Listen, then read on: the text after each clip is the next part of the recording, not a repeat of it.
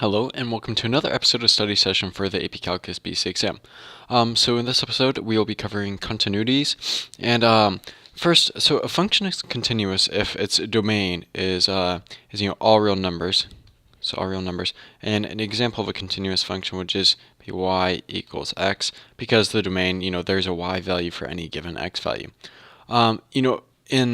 So pretty much what that means is if there's an x value, then there's no corresponding y value. Or if, there's not, this graph doesn't, you don't have a point for every value of x, then your function is not continuous. So if we had like a graph like this per se, so we'll just say this is this will be the graph of 1 over x. This function is not continuous as at x equals 0 we have a discontinuity because 1 over 0 equals undefined. Oops, I messed that up. Undefined. So that would be a discontinuity. So there are three main types of discontinuities that you'll need for the AP Calculus BC exam. And the first one is a jump discontinuity, and it looks a bit like this. That was actually really bad. It's where you have, like let's say you have the function and then like you have a hole or something there. It doesn't have to have a hole, but in this case I'll just do it. Then you have a solid point and the function continues. Right here, because you have this gap and they're not like really connected, then this would be a jump discontinuity. So that's the first one. So the second discontinuity that is possible is the essential discontinuity, and that would be a function like 1 over x, where you have this and that, where essentially it's not jumping, or you could have a graph more like this, where, like, that was a really bad line, where like that x value right there is your discontinuity. It's not jumping, but there's clearly an asymptote. Like here, there's a vertical asymptote at x equals 0, and we'll call this x equals 2. There's a vertical asymptote at x equals 2. So the last and final type of discontinuity would be a hole, or aka also known as a removable discontinuity. So like if we had a hole here, that would be the result of like let's say we had we'll just do x. X squared minus 4 over, like let's say this is f of x equals x squared minus 4 over x minus 2.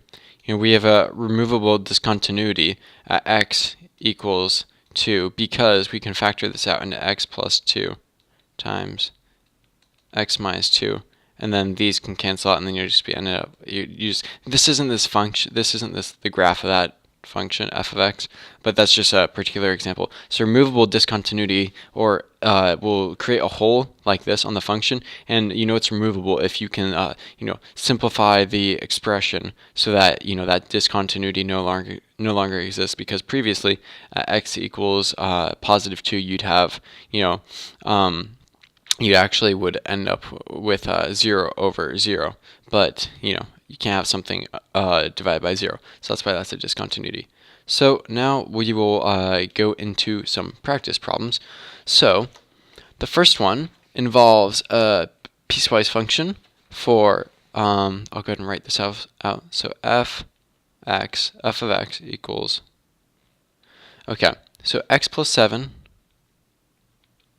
whenever x is less than 2, 9 when x equals 2, and 3x plus 3 when x is greater than 2.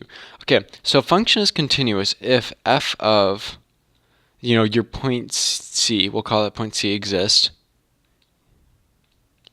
and if limit as x approaches C exists, and if f of C equals lim as x approaches C of f of x.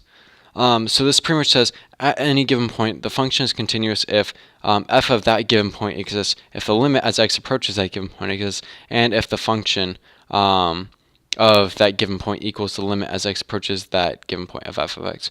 So if we're doing this problem, and wants to know if the function is continuous at x equals 2. So at x equals 2, we do have that function, and we know that it's 9. So f of x equals f of 2 equals 9.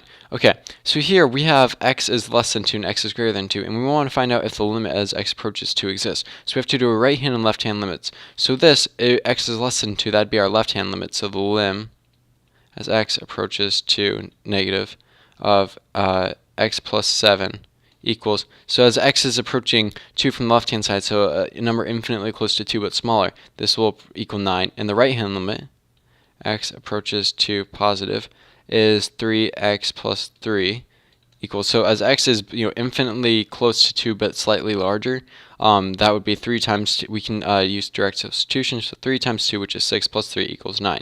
So here we have a limit existence. The right hand and left hand limits are the same at that given point. Limit exists at x equals 2, and the limit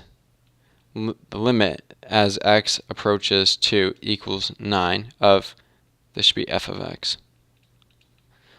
equals 9 equals f of 2. Therefore, it is continuous at x equals 2. So the next problem wants to know if secant is f of x equals secant of x.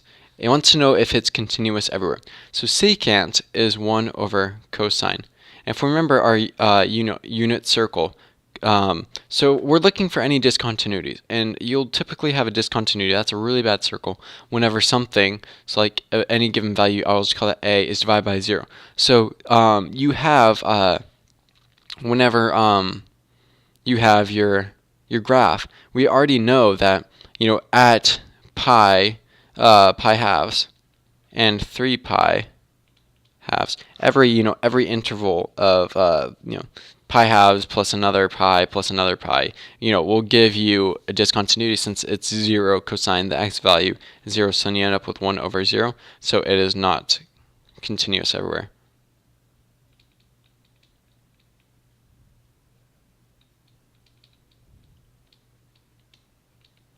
So not continuous at all values of x. So that one would be, the answer to that would be no. Okay. So next one says, for what value of k, or values of k is a function, and it's a piecewise function, continuous at x equals 4. So value of k contin x equals 4. Okay. So f of x equals okay, so 3x squared minus 11x minus 4 when x is less than or equal to 4, and kx squared minus 2x minus 1 when x is greater than 4. Okay, so we want to know what x equals 4. So let's first start off by finding out f of x. So f of x at x equals 4, we'll use this top function. So if we substitute in 4, that's 4 squared, which is 16. 16 times 3 is 48. 48 minus 44, which is 4 times 11, equals 4. Minus 4 equals 0. So f of 4 equals 0. So this will also be our right hand limit, as you will as it's also greater than 4. So now we know that k of x, the limit from the left hand side of k of x squared minus 2x minus 1 must also equal 0. So if we set this equal 0, 0 equals x squared, so x, remember, is still 4, so 16k minus 2 times 4 minus 1. So this is negative 8. This is negative 1. So those together make negative 9. So if we add 9 to both sides, then and divide by 16, we get that k equals 9 over 16. Because then it will satisfy all 3 clauses. Okay, now on to the next one. Okay. At what point is the removable discontinuity for the function f of x equals x squared plus 5x minus 24, all of that over, I don't like that line, all of that over x squared minus x minus 6. Okay, so I already know that we have two polynomials with a degree of 2, so I can typically factor those out pretty simply. So I can factor this out, and remember, removable discontinuity is where you can factor and simplify, or just plain simplify essentially. So I'm going to go ahead and factor out this top. So I know that possible factors of negative 24 are 8 and 3, so I know that 8 plus 3 equals 5, so 8 minus 3 also equals 5, or 3 plus 5 equals 8, and as such, 8 minus 3 will equal 5, so you get x plus 8 times x minus 3, all of that over, I don't like that line, all of that over, so this equals, and then that's x minus 3, x plus 2. I know that because 3 times 2 is negative 6. 3 plus 2, negative 3 plus 2 is negative 1. And I see I've got x minus 3 on the bottom, x minus 3 on the top. I can cancel this out. So that's a removable discontinuity in the denominator. So we know that we have a removable discontinuity at x equals 3. So if we want to find the y value of this, so if we want to find the coordinates, then we just substitute that back into the original equation. So 3 squared is 9. 9 plus 15 is positive 24, and then 24 minus 24 is 0. Sorry, I goofed. So we know that we have a removable discontinuity at x equals 3, so we get x. So you substitute into the second equation. Sorry, I shouldn't have done that. X plus 8, because typically you wouldn't be able to substitute into the original equation because you have a discontinuity at that one point. So we substitute into x plus 8 equals, or x plus 2. So 3 plus 8 is equal to 11 over, I'm going to write that 11. Why won't you write? 11, what? Okay, 11 over 5. So 3, 11 over 5. Okay, so that's how you solve that one. Let's see if I have any more. Okay, so that was continuity. You just remember to follow to satisfy the three postulates of continuities. F of c exists.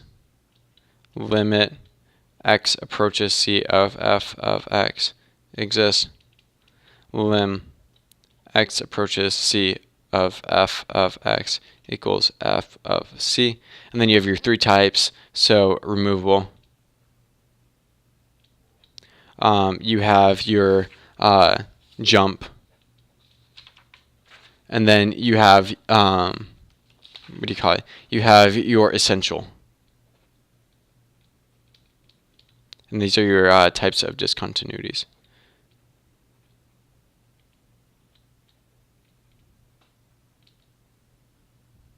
Okay, so that was the lesson on discontinuities. Hopefully it helped.